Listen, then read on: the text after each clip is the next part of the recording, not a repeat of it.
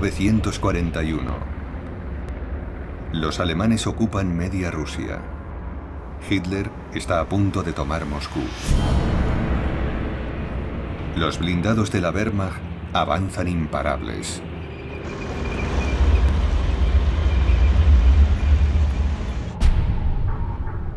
Moscú. 7 de noviembre de 1941. Han transcurrido 24 años exactos desde que los comunistas tomaran el poder.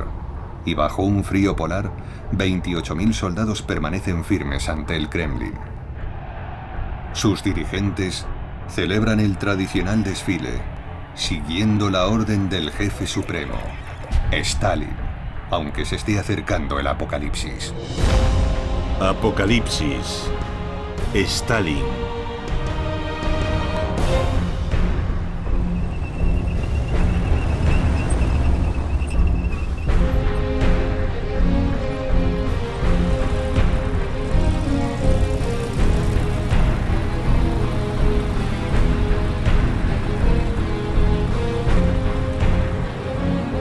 La joven Margarita Pogreviskaya sonríe entusiasmada.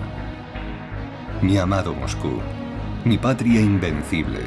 El 7 de noviembre es la mejor fecha del calendario. Y el rojo mi color preferido. El color de la revolución. Y el de la sangre derramada en su nombre. Segunda parte. Rojo. Sobre el mausoleo de Lenin, Stalin pronuncia su discurso. Camaradas del Ejército Rojo y de la Marina, comisarios políticos y partisanos, el mundo entero cuenta con vosotros para destruir a los invasores alemanes. Sobre vuestros hombros recae la gran lucha por la liberación. Incluso se atreve a glosar las glorias del zarismo. Que el valeroso espíritu de nuestros antepasados nos inspire en esta guerra. Y añade, los que comparan a Hitler con Napoleón deberían acordarse de cómo acabó Napoleón. Hitler no concibe semejante destino. Es cierto que la guerra relámpago que debía poner a Stalin fuera de combate en pocas semanas ha ralentizado su avance. Pero Alemania aún dispone de recursos considerables. Un último esfuerzo y Moscú será conquistada. El Führer proclama: soldados del Frente Oriental, hoy comienza la batalla decisiva. Vamos a aniquilar el peligro más terrible desde los hunos y los mongoles. Moscú contiene la respiración. Stalin se niega a abandonar la ciudad y ordena a la población cavar trincheras antiblindados.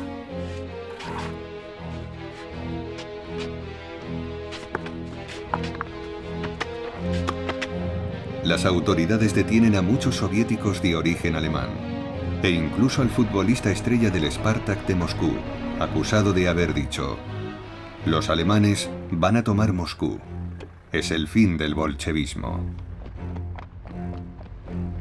La estudiante convertida en soldado, Albina Gantimurova, recordará años después. Se recolectaba dinero para el ejército. Las mujeres entregaban sus alianzas. En Berlín, las alemanas donan sus abrigos de pieles. En el frente de Moscú, un terrible enemigo martiriza a los alemanes. Un frío atroz de hasta 35 grados bajo cero que quiebra el acero de los blindados. Solidifica los neumáticos de los camiones, congela la grasa de las armas y mata a los caballos.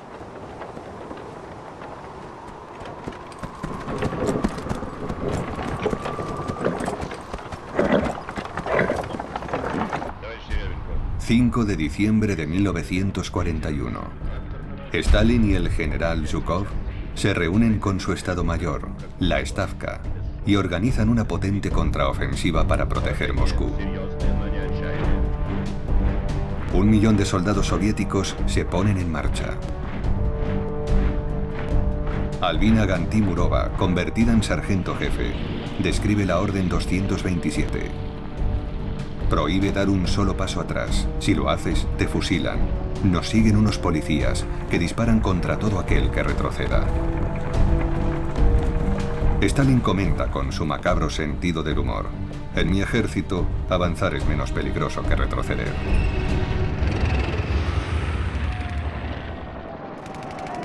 La camillera Nadia Anisimova relata: no tengo miedo a morir, sin duda a causa de mi juventud. La muerte está siempre cerca. Oigo gritar a un herido y aunque me ordenan, no vayas, te van a matar, yo me arrastro y consigo traerlo vivo. El comandante pretende castigarme por indisciplina, pero su segundo propone condecorarme. Con 19 años tengo la medalla al valor y el pelo encanecido. Vuelvo a casa con los 2 pulmones perforados y una bala en las vértebras que me mantiene paralizada. Mi madre y mi hermana me comentan que les habían notificado mi muerte. En el frente, otras mujeres siguen combatiendo.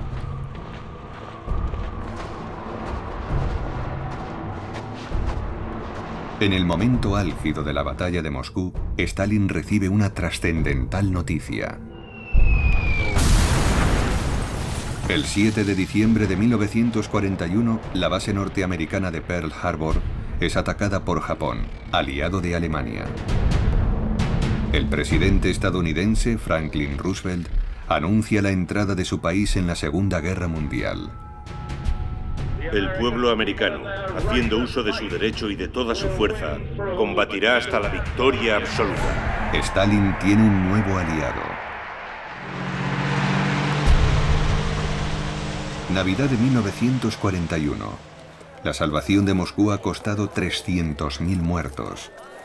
Stalin manda difundir la imagen de una mujer que se santigua para mostrar que el culto a Dios ahora está permitido.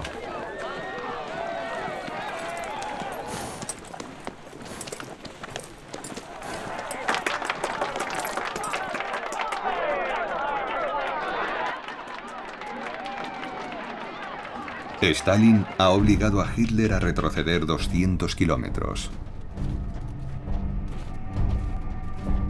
Pero el Führer no se da por vencido. Ha sido bloqueado por el Ejército Rojo en el norte y el centro de la Unión Soviética. Así que esperará la próxima primavera y lanzará una nueva ofensiva en el frente sur hacia el petróleo de Bakú. 28 de junio de 1942. Los alemanes se lanzan al ataque y avanzan 300 kilómetros en tan solo un mes.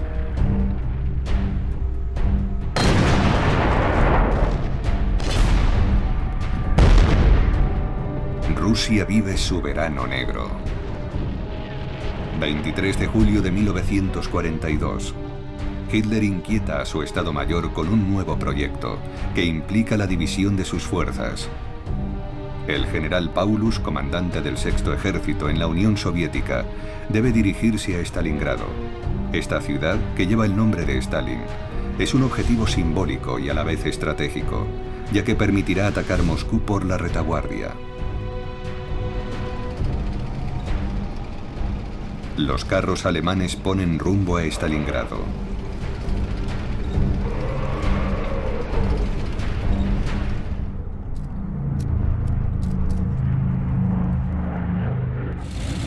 Pero Stalin no está solo. El 10 de agosto de 1942, Winston Churchill, el primer ministro británico, aterriza en Moscú en su avión oficial. Le acompaña el poderoso hombre de negocios norteamericano, William Averell Harriman, coordinador de la ayuda aliada. Una ayuda decisiva compuesta por 15.000 aviones, 140.000 camiones y millones de toneladas de combustible, víveres y equipamiento. Molotov, el ministro de Asuntos Exteriores de Stalin, manda tocar la Internacional, el himno soviético en aquel entonces.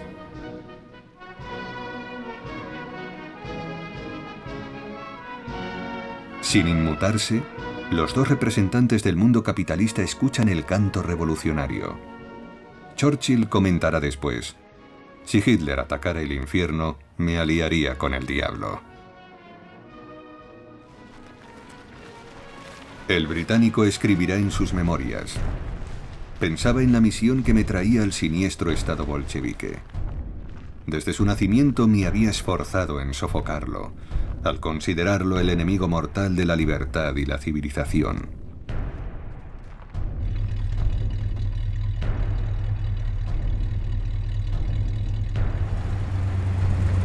Una flamante limusina los transporta hasta el Kremlin, donde les espera Stalin.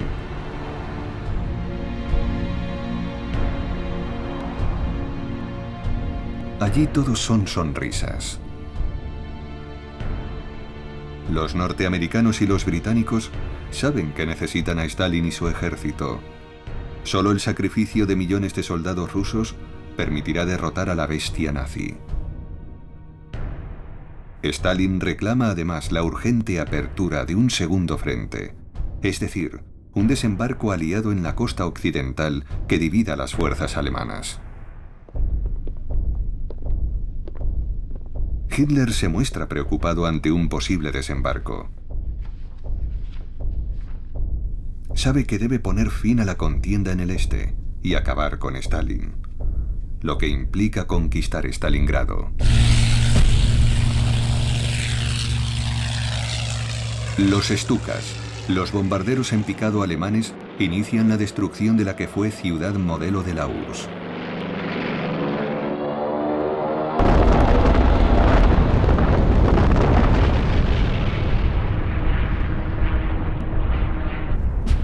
El general Paulus lanza el sexto ejército al asalto de Stalingrado. Los alemanes alcanzan los barrancos y hondonadas que protegen la ciudad.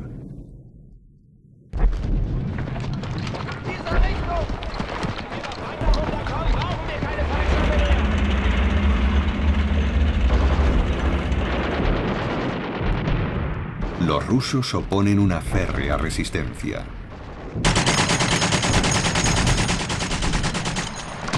Stalin declara: si cae Stalingrado, perderemos el sur del país, perderemos nuestro petróleo y también el Volga, nuestra principal ruta fluvial. En esta ciudad, un cuarto de siglo antes, Stalin había iniciado su camino hacia el poder. En esta encrucijada estratégica entre Bakú y Moscú, que entonces se llamaba Saritsyn. 1918. El territorio controlado por los bolcheviques es atacado por los blancos y la guerra civil estalla en Rusia. Stalin forma parte del primer gobierno comunista de la historia, presidido por Lenin, que aprecia su determinación. El hambre tortura a los habitantes de la capital, así que Stalin, nuevo comisario de abastecimiento, se dirige a Saritsyn en busca de trigo. Allí confisca todo el grano, lo que provoca revueltas y hambrunas.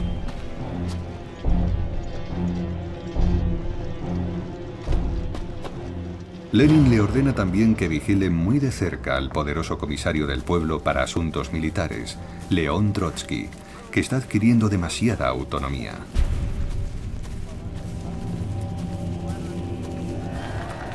Trotsky ha encomendado la protección de Saritsyn a antiguos oficiales del ejército del zar mucho más competentes. Stalin se opone a Trotsky, acusa a sus oficiales de complicidad con los blancos y decide eliminarlos, obligándolos a subir a unas barcazas que luego hunde en medio del Volga.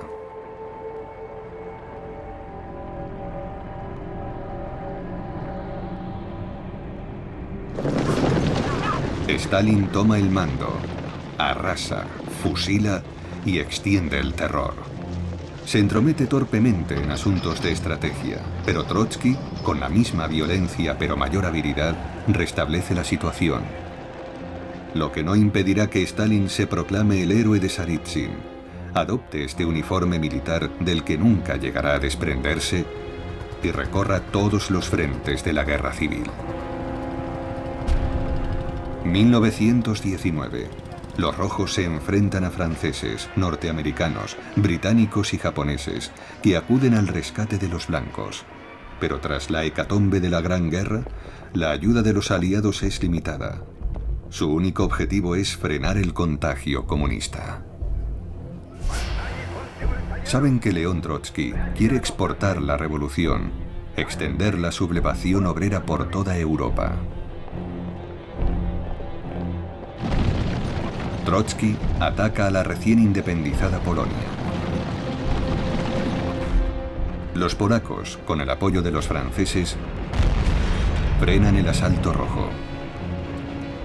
Stalin es enviado como refuerzo, pero niega su apoyo a Trotsky, y 40.000 soldados bolcheviques son capturados.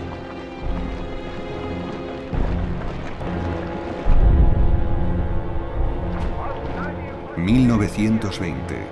A pesar de su derrota en Varsovia, Trotsky sigue encarnando el comunismo de guerra, la prioridad del Ejército Rojo.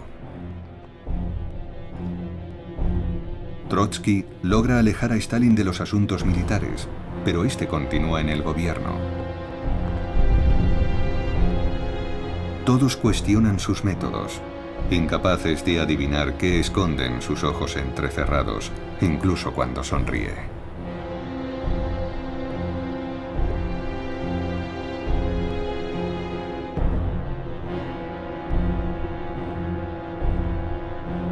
Con la ayuda de sus cómplices georgianos, Stalin reprime a los separatistas con mano de hierro, como anteriormente lo hizo en Bakú.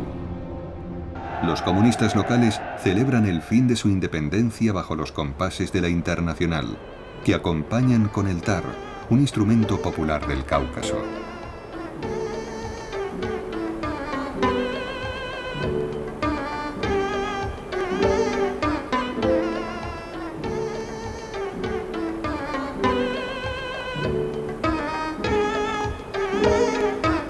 Stalin también somete a Armenia y Georgia, su tierra natal.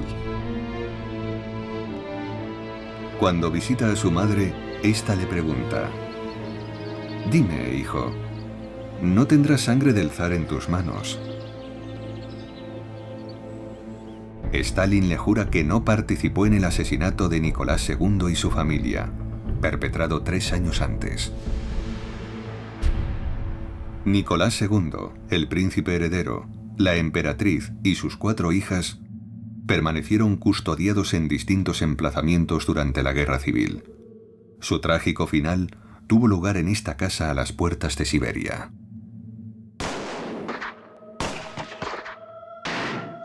Pero ¿quién ordenó su muerte? ¿Quién da las órdenes en este régimen? ¿Lenin, el fundador y guía supremo? ¿El Consejo de los Comisarios del Pueblo? ¿El gobierno, del que es miembro Stalin? ¿O el Politburó, al que también pertenece Stalin? Todas las órdenes emanan del Partido Comunista, el partido que encumbra a Stalin y aumenta el poder de los burócratas.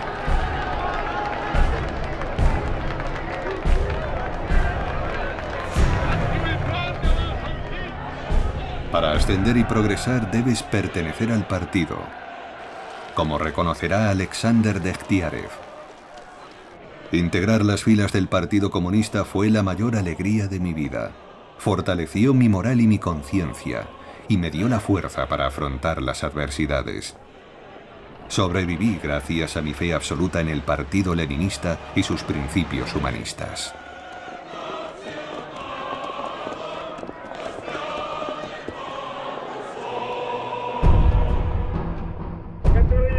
Principios humanistas como la paranoia de Lenin, de Stalin y los bolcheviques son el germen de una vasta purga en el seno del partido. 220.000 miembros son expulsados. La Checa, la policía secreta, persigue cada vez con más ahínco a los enemigos del pueblo.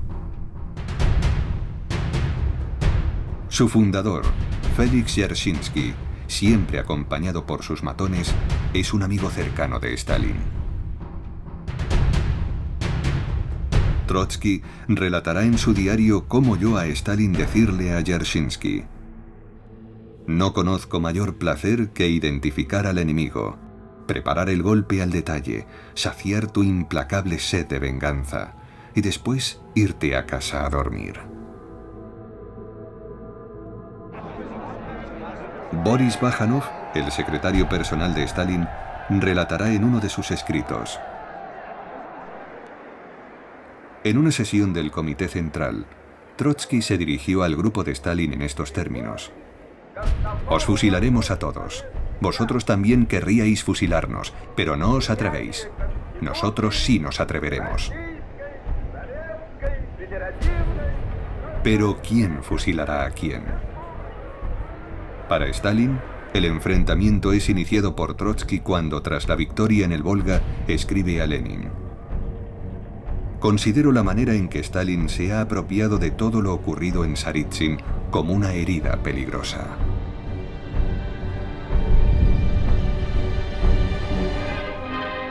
Stalin manda rodar una película que forjará su leyenda como el vencedor de Saritsyn.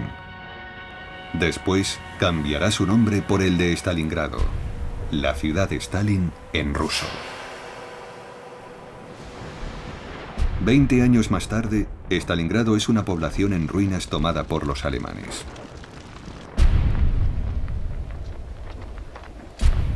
...15 de octubre de 1942... las tropas de Hitler, tras 2 meses de cruentos combates, han alcanzado las orillas del Volga. Al otro lado del río, los rusos se reagrupan, reconfortados por una sorprendente declaración de Stalin. Mañana bailaremos en las calles. ¿Qué quiere decir con eso? Stalin y su jefe de Estado Mayor, el general Zhukov, preparan una contraofensiva. La suerte del país está en juego, pero Stalin, además, tiene problemas personales que resolver. Espera la visita de Beria, el jefe de la policía política y de los principales responsables de los órganos de represión.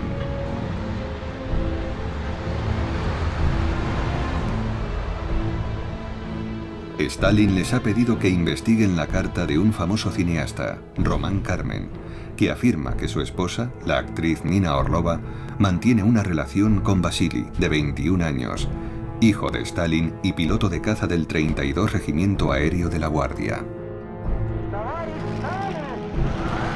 Vasily es un piloto temerario al que su padre prohibirá volar. Se emborracha con frecuencia, dispara sobre las lámparas e incluso golpea a su mujer que acaba de dar a luz. Apodado el Zarevich, es conocido por organizar orgías.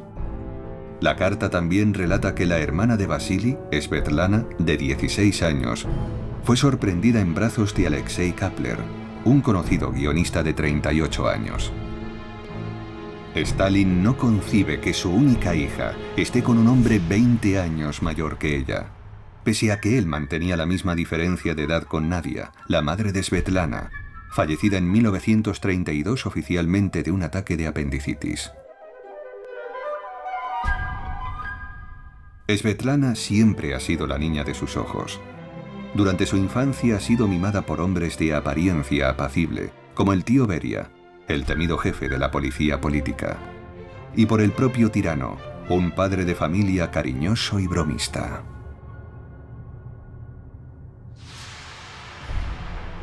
En 1942, en plena batalla de Stalingrado, Svetlana se entera de que la muerte de su madre fue en realidad un suicidio y que las razones que la empujaron a ello son un secreto de Estado. Svetlana se consuela con Kapler, que le ha hecho descubrir la literatura, a menudo erótica. Ella escribirá: lo que más turbaba a mi padre era que Kapler era judío. La carta que denuncia a los hijos de Stalin es un asunto sensible. Su contenido afecta directamente a lo que será conocido como la nomenclatura, la lista mágica de los privilegiados del régimen, los dignatarios del partido, los artistas útiles al poder y los verdugos de la policía. Mientras sigan estando entre los favoritos, disfrutarán de un confort desconocido para el resto de la población soviética, incluso en los peores momentos de la guerra. El guionista Alexei Kapler, el gran amor de la hija de Stalin y una personalidad del mundo del cine, se cree intocable. Pero es enviado como corresponsal del Pravda a morir a Stalingrado. Kapler sobrevive, así que Stalin lo deporta a Siberia, más allá del círculo polar, al campo de concentración de Vorkuta, conocido como la guillotina helada. Acusado de mantener vínculos con el extranjero y de ser un espía inglés, es condenado a 5 años en el Gulag. Gulag, iniciales rusas de Administración Principal de los Campos de Trabajo. Lo que el escritor Alexander Solzhenitsyn llamará el archipiélago Gulag. Centenares de campos construidos en la época de Lenin y multiplicados hasta el infinito por Stalin. Mientras la suerte del mundo se juega en Stalingrado, al menos 3 millones de soviéticos se convierten en prisioneros. Muchos de ellos apresados por la policía para cumplir las cuotas fijadas por Stalin y compensar la alta tasa de mortalidad en los campos.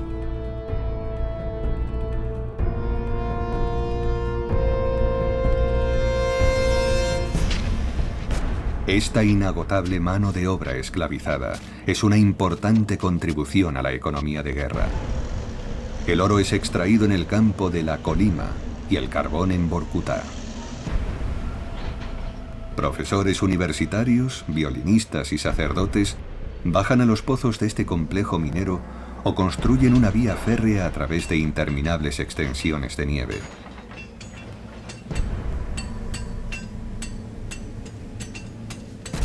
Para estos rusos, el infierno no es una hoguera eterna, sino un desierto helado. Los guardias rivalizan en brutalidad y se reparten a las mujeres, que son violadas a su llegada. Miro Netlis, un prisionero como tantos otros, explica: el campo es una escuela de descomposición. Cualquier hombre saldrá de aquí irremediablemente herido. Todo nuestro pueblo está siendo golpeado por esta experiencia colectiva. El Gulag ha infectado nuestros genes. 1.607.000 presos perderán la vida en el Gulag.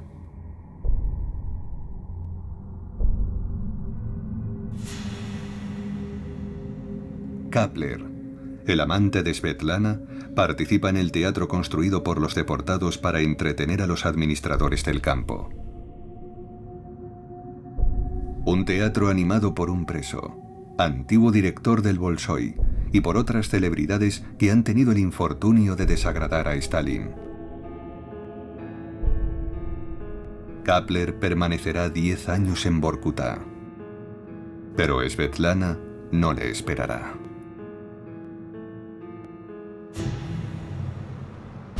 Noviembre de 1942. Encerrado en la soledad paranoica del Kremlin, Stalin envejece. La batalla de Stalingrado ocupa su atención 16 horas al día, y cuando se retira a descansar lo hace en un camastro de su despacho. A sus casi 64 años fuma sin parar, y la arterioesclerosis amenaza su vida.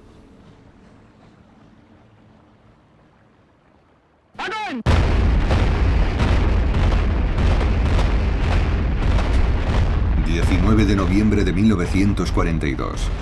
13.000 cañones soviéticos, incluidos sus lanzacohetes múltiples Katyusha, disparan sobre los alemanes, que apodan a estos los órganos de Stalin por su amenazador silbido.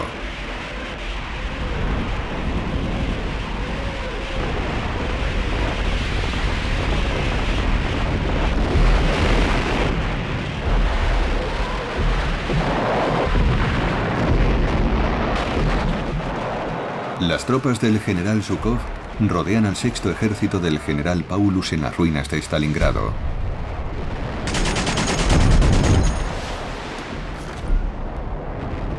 Hitler ordena mantener las posiciones y prohíbe la retirada. Un mes más tarde, los alemanes han agotado víveres y municiones. Los casos de canibalismo abundan. Los soviéticos parecen multiplicarse.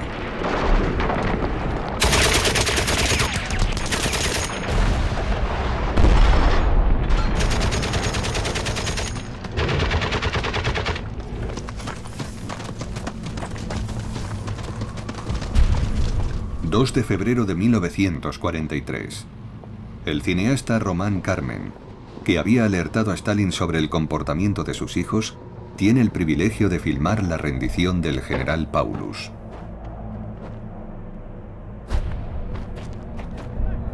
Paulus ha sido nombrado mariscal por el propio Hitler 24 horas antes para alentarle a suicidarse de forma honorable. Pero el general declara: "No voy a matarme por ese cabo". Para él, Hitler ya no es el Führer, sino un simple soldado de la Primera Guerra Mundial cuya incompetencia les ha conducido al desastre. Cuando comparece ante los soviéticos, Paulus solo siente odio por Hitler.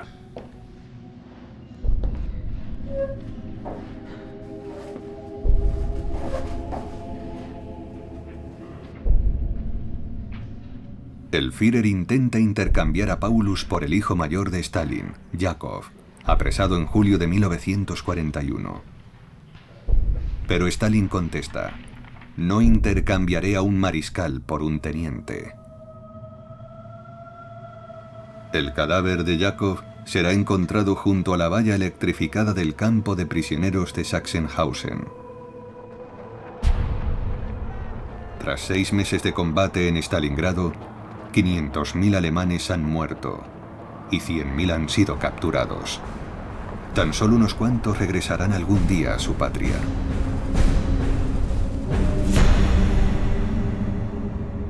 $900.000 soldados soviéticos han perdido la vida y 700.000 han resultado heridos.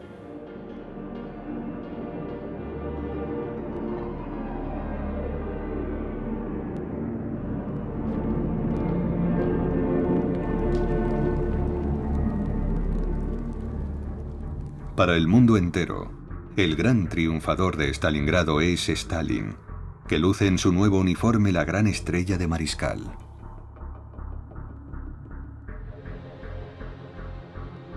El 29 de marzo de 1943 aparece en la portada de Life, la revista más emblemática de su época.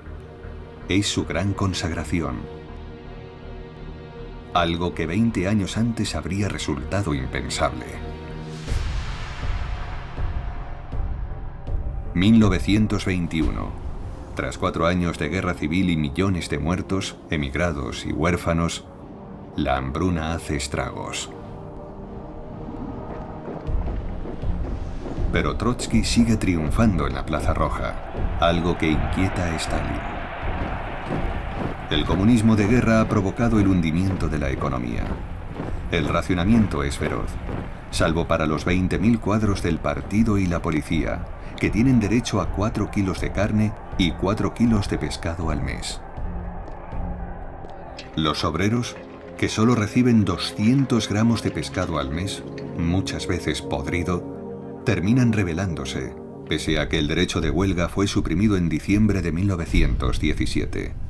Trotsky declara: "Toda resistencia será superada por esta palabra: fusilamiento". Los 18.000 marinos y oficiales de Kronstadt, la base naval de la antigua capital, Petrogrado, se solidarizan con los obreros en huelga.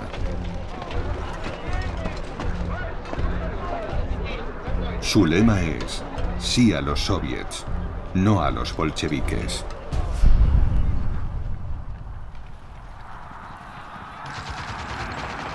El 7 de marzo de 1921, Trotsky ordena el asalto a la fortaleza de Kronstadt y 20.000 soldados del Ejército Rojo se aventuran sobre el Báltico helado.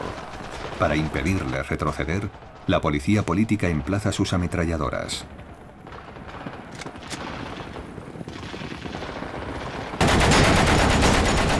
Tras 10 días de cruentos combates, los amotinados, sin víveres ni municiones, se rinden al Ejército Rojo. 2.168 marinos son fusilados y enterrados juntos. Los mismos hombres que hicieron posible la victoria comunista en 1917.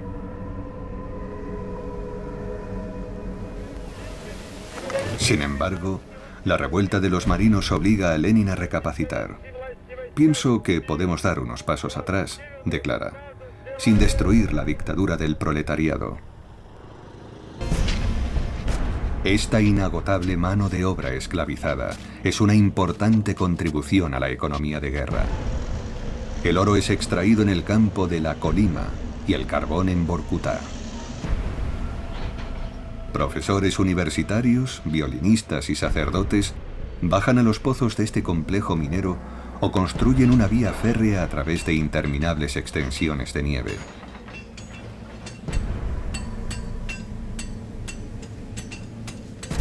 Para estos rusos, el infierno no es una hoguera eterna, sino un desierto helado. Los guardias rivalizan en brutalidad y se reparten a las mujeres, que son violadas a su llegada.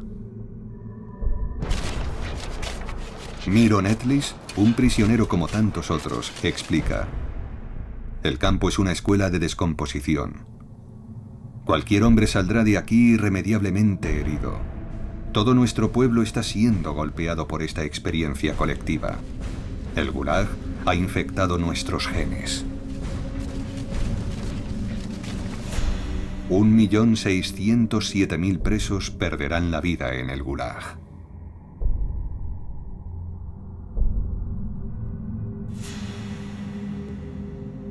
Kapler, el amante de Svetlana, participa en el teatro construido por los deportados para entretener a los administradores del campo. Un teatro animado por un preso, antiguo director del Bolshoi, y por otras celebridades que han tenido el infortunio de desagradar a Stalin. Kapler permanecerá 10 años en Vorkutá, pero Svetlana no le esperará.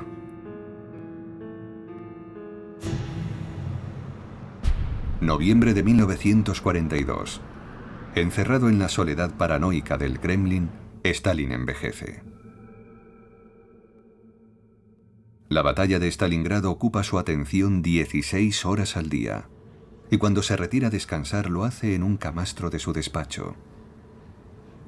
A sus casi 64 años fuma sin parar, y la arterioesclerosis amenaza su vida.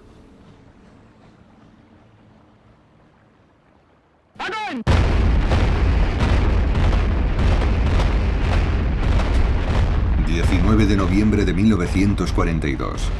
13.000 cañones soviéticos, incluidos sus lanzacohetes múltiples Katyusha, disparan sobre los alemanes, que apodan a estos los órganos de Stalin por su amenazador silbido.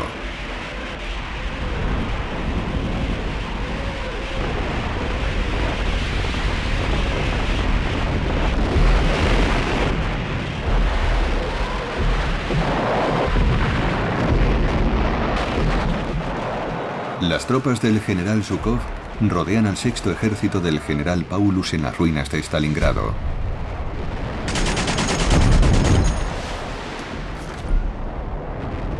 Hitler ordena mantener las posiciones y prohíbe la retirada. Un mes más tarde, los alemanes han agotado víveres y municiones. Los casos de canibalismo abundan. Los soviéticos parecen multiplicarse.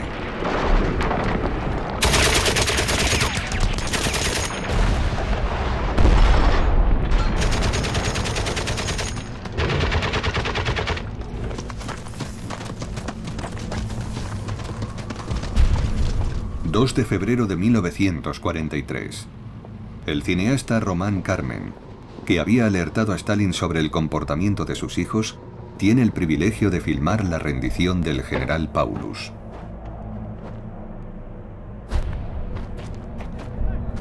Paulus ha sido nombrado mariscal por el propio Hitler 24 horas antes para alentarle a suicidarse de forma honorable.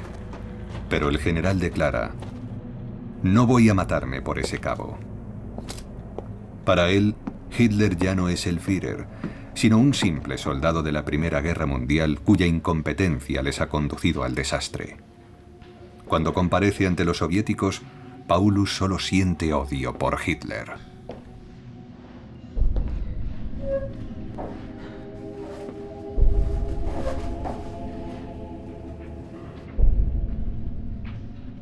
El Führer intenta intercambiar a Paulus por el hijo mayor de Stalin, Yakov, apresado en julio de 1941. Pero Stalin contesta: no intercambiaré a un mariscal por un teniente. El cadáver de Yakov será encontrado junto a la valla electrificada del campo de prisioneros de Sachsenhausen. Tras 6 meses de combate en Stalingrado, 500.000 alemanes han muerto y 100.000 han sido capturados.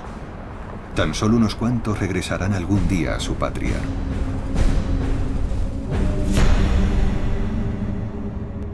$900.000 soldados soviéticos han perdido la vida y 700.000 han resultado heridos.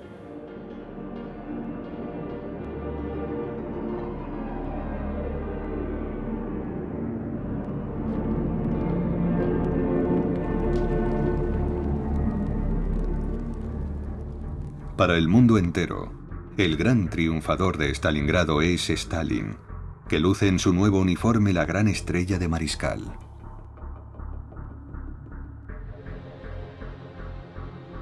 El 29 de marzo de 1943 aparece en la portada de Life, la revista más emblemática de su época. Es su gran consagración. Algo que 20 años antes habría resultado impensable. 1921. Tras 4 años de guerra civil y millones de muertos, emigrados y huérfanos, la hambruna hace estragos.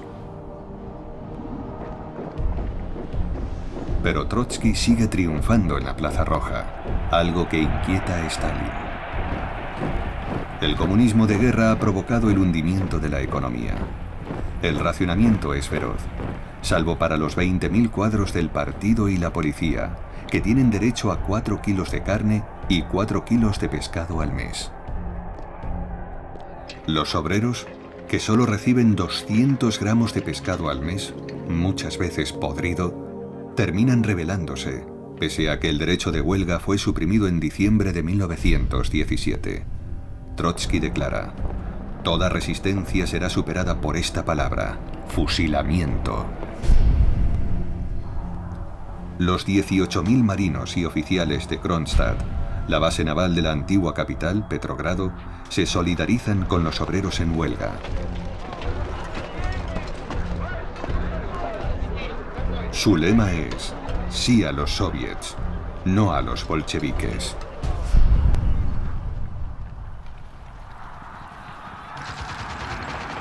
El 7 de marzo de 1921, Trotsky ordena el asalto a la fortaleza de Kronstadt y 20.000 soldados del Ejército Rojo se aventuran sobre el Báltico helado.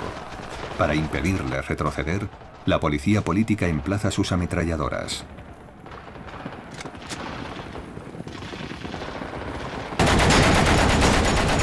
Tras 10 días de cruentos combates, los amotinados, sin víveres ni municiones, se rinden al Ejército Rojo. 2.168 marinos son fusilados y enterrados juntos. Los mismos hombres que hicieron posible la victoria comunista en 1917.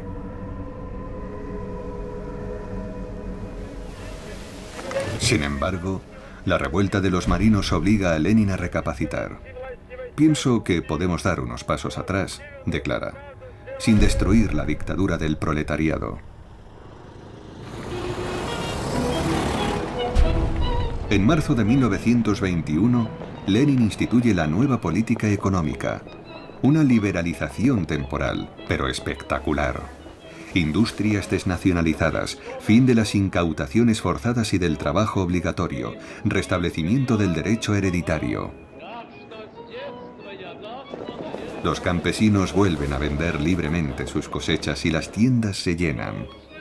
Moscú vuelve a confiar en el futuro y a festejar el presente. Pero los bolcheviques necesitan dinero. El 19 de marzo de 1922, Lenin envía al Politburó la orden siguiente: debemos confiscar los bienes de la Iglesia. Debemos combatir al clero de la manera más firme. y aplastar su resistencia con enorme crueldad para que no lo olvide durante décadas. Y concluye diciendo: la violencia es la verdad de la política. Los acontecimientos se precipitan en el Kremlin. Algunos dirigentes llegan en Rolls-Royce. 3 de abril de 1922. Stalin, al que llaman el mejor discípulo de Lenin, se convierte en el poderoso secretario general del Partido Comunista, pero sigue mostrando su respeto a Lenin. Molotov, el segundo secretario, comenta: me preguntan quién es más duro, Lenin o Stalin. Y yo contesto que Lenin. Él fue quien nos formó a todos.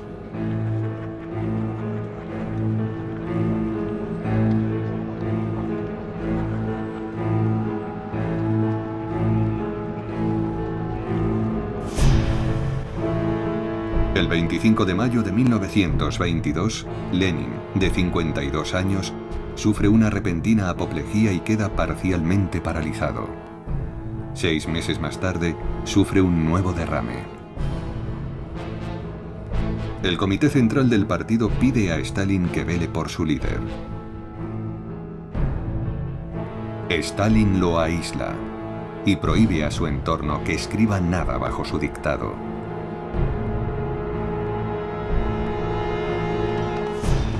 El 30 de diciembre de 1922 se funda la Unión de Repúblicas Socialistas Soviéticas, cuyo emblema está compuesto por la hoz del campesino y el martillo del obrero proletario.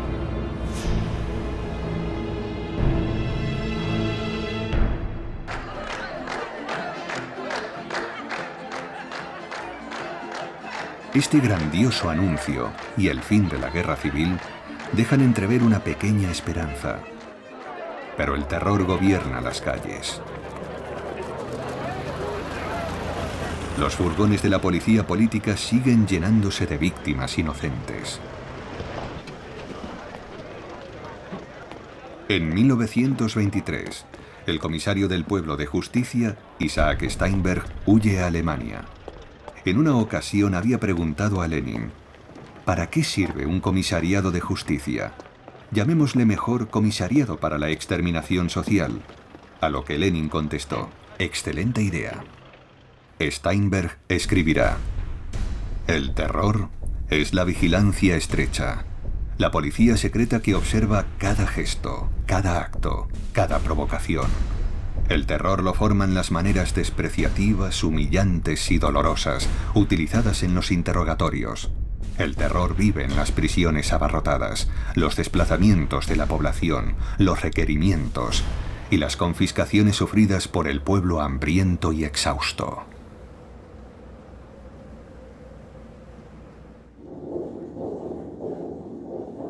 Stalin porta el ataúd de Lenin.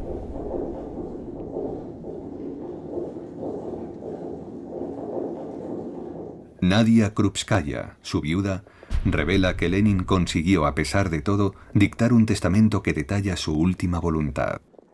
Stalin es demasiado brutal. Propongo a los camaradas estudiar la forma de deponerlo de su puesto de secretario general. Stalin reacciona violentamente y obliga a la viuda a publicar un desmentido en el Pravda. Sus camaradas más fieles, los bolcheviques de las primeras horas, intentarán utilizar este documento para apartar a Stalin, pero todos morirán. El único testamento que Stalin respetará al pie de la letra es el que expresa este dictado fundamental: la depuración sin fin del cuerpo social, formado por el partido, el gobierno y el Politburó. La caza del falso comunista infiltrado en los órganos del partido-Estado. La tarea esencial será deshacerse de los parásitos, de los supervivientes de la maldita sociedad capitalista. Para Stalin, como lo fue para Lenin, mantener limpio el partido exigirá una purga permanente. La lucha contra el enemigo no debe acabar nunca.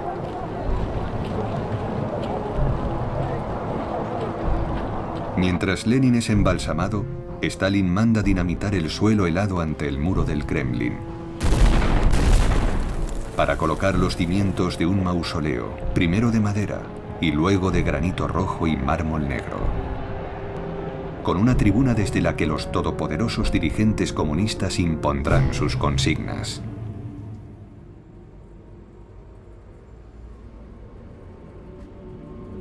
El pueblo sigue queriendo a Trotsky y Stalin aplaude con pesar. Será el inicio de una subterránea lucha a muerte.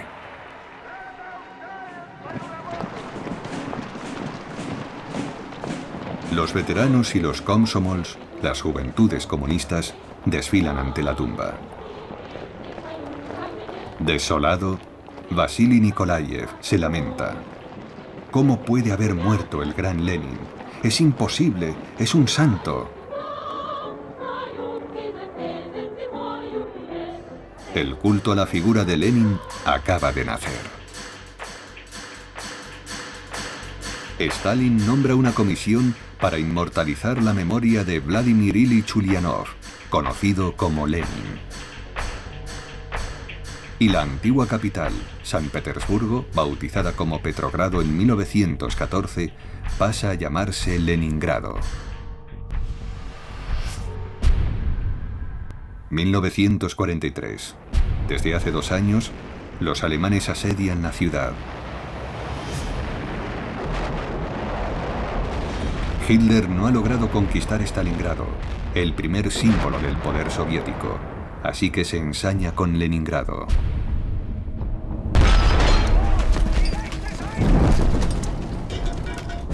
Voy a arrasar la ciudad y a aniquilar a la población, declara. No volverá a levantarse, lo juro solemnemente. Será uno de los asedios más largos y terribles de la historia. 800.000 habitantes morirán de hambre. A sus 13 años, Tania Savicheva escribe un pequeño diario que se convertirá en un tesoro nacional. En 9 páginas, Tania resume su calvario. 28 de diciembre, Yenia ha muerto.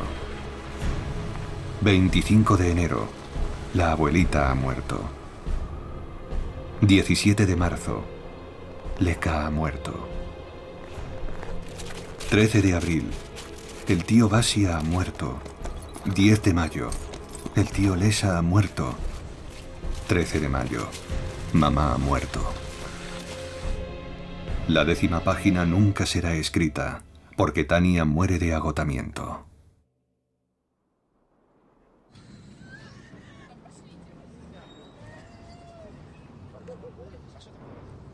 Estas imágenes resumen la historia del sufrimiento y la resistencia del pueblo soviético.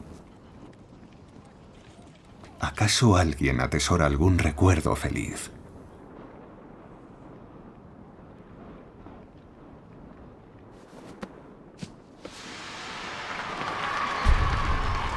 ...1925...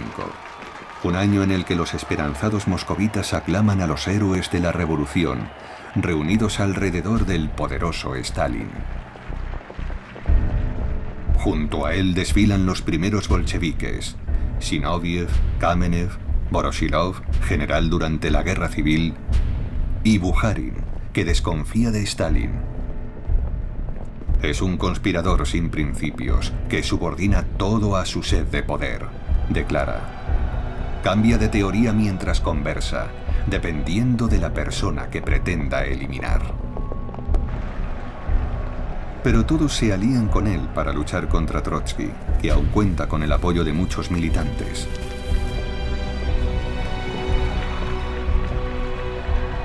Para suprimir debates y protestas, Stalin reparte carnés del partido entre proletarios y descendientes de proletarios. No tienen instrucción ni formación política, pero siempre le agradecerán haberles permitido entrar en la burocracia. Trotsky pronto es abucheado y poco a poco relegado.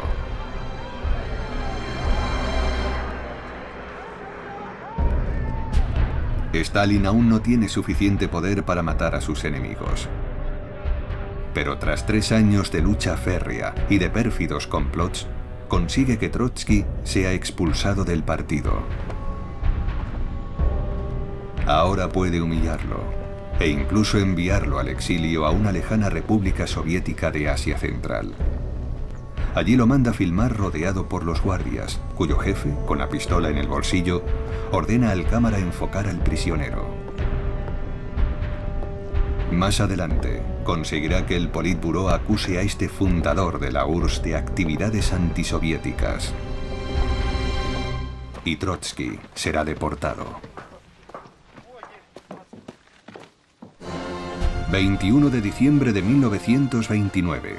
A sus 50 años, Stalin es el amo absoluto de la Unión Soviética.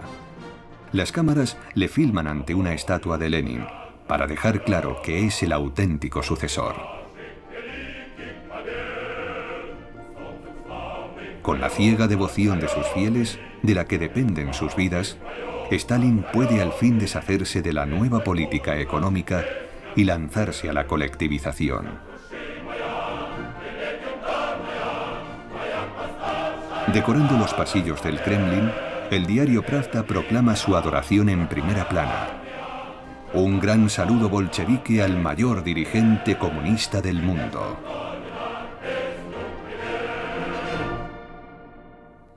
Veinte años más tarde, es uno de los hombres más poderosos del planeta. 25 de noviembre de 1943. Stalin sube a un avión por primera vez y sobrevuela temeroso su Cáucaso natal para asistir a una conferencia en Teherán, entre los principales aliados contra Alemania. El creciente poder de Stalin le ha permitido imponer como lugar de encuentro su embajada en Irán, protegida por un batallón de policías soviéticos y plagada de micrófonos. Su apariencia sorprende a los invitados. Stalin cojea y su brazo atrofiado dificulta su torpe caminar.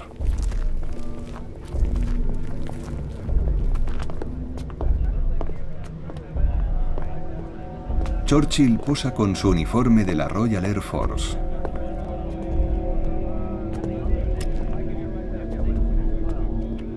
Los acordes de la Internacional, que continúa siendo el himno soviético, han precedido a la ceremonia de apertura. Stalin, que desea controlarlo todo, viene acompañado por 2 de sus viejos cómplices, Molotov, su ministro de Asuntos Exteriores, y el mariscal Voroshilov. En nombre del rey Jorge VI, Churchill ofrece a Stalin una espada con la siguiente inscripción: por el heroico valor de los habitantes de Stalingrado. Voroshilov tarda en recoger la espada de manos de Stalin y ésta cae al suelo.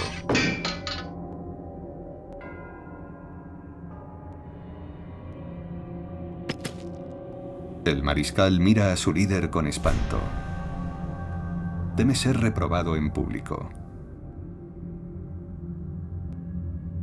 Pero uno de los guardias acude en su ayuda.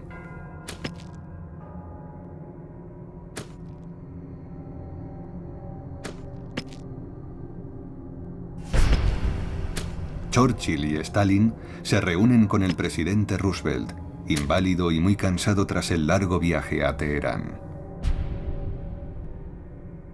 Stalin pretende ganarse a Roosevelt, a quien juzga ingenuo y maleable, para que le ayude a convencer a Churchill sobre la conveniencia del desembarco aliado. El británico desea atacar por el sur, por el llamado vientre blando de Europa, para adelantarse a los rusos y llegar primero a Berlín. Pero Stalin gana la partida, y el desembarco de Normandía es acordado para la primavera de 1944. Roosevelt se muestra muy solícito con él durante la foto oficial. Todos desean saludar a Stalin, incluso Sarah, la segunda hija de Churchill.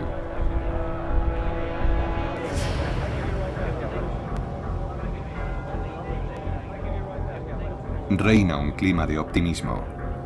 Stalin acaba de derrotar a Hitler en la batalla de Kursk. Y cuando Churchill le comenta, Dios está al lado de los aliados, él replica, el diablo está de mi lado. Es un buen comunista. ¿Se convertirá Stalin en el dueño del mundo?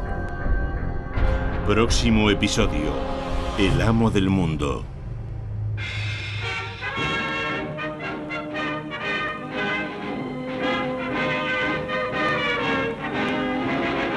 Но сурово брови мы насупим, если враг захочет нас сломать. Как невесту родину мы любим, бережем, как ласковую мать.